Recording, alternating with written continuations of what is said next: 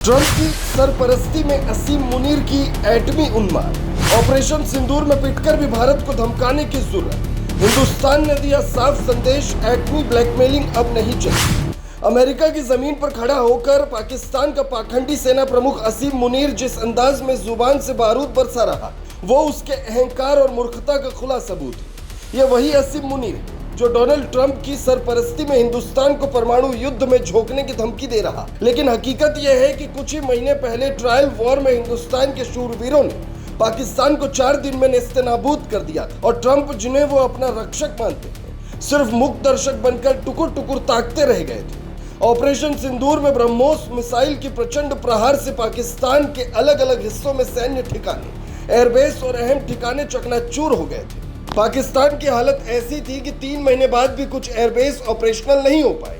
अमेरिकी अखबार wall street journal तक ने यह स्वीकार किया कि ट्रंप खुद ब्रह्मोस की ताकत से खौफजदा थे और उन्हें डर था कि कहीं भारत किसी मिसाइल को परमाणु बम से लैस न करे। लेकिन मुनीर को न इतिहास याद है, न अपनी औकात का अंदाजा। यही कारण है कि ऑपरेशन सिंदूर की हार के बावजूद वो फील्ड मार्शल की कुर्सी पर बैठा और ट्रंप के बुलावे पर अमेरिका पहुंचा, जहां डिनर, सम्मान और शाहबाज शरीफ से ज्यादा तरजीह पाकर उसका सिर और घूम गया।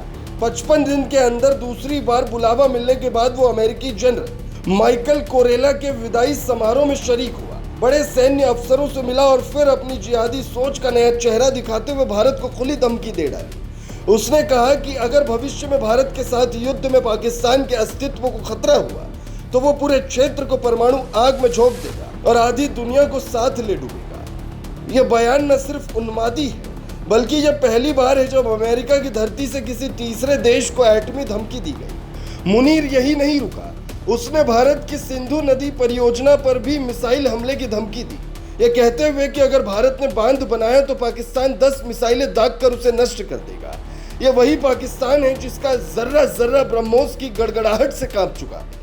पर मुनीर की जुबान पर अभी भी जंग का जहर है, क्योंकि उसे यकीन है कि ट्रंप उसकी ढाल बनेगा।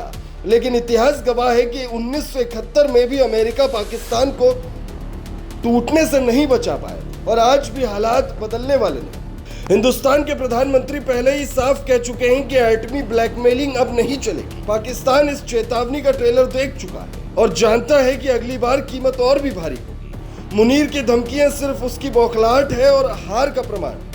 ट्रंप की सरपरस्ती में बैठकर बयान देना आसान है, लेकिन जंग के मैदान में हिंदुस्तान के शूरवीरों के सामने खड़े होने का साहस पाकिस्तान की फौज में नहीं।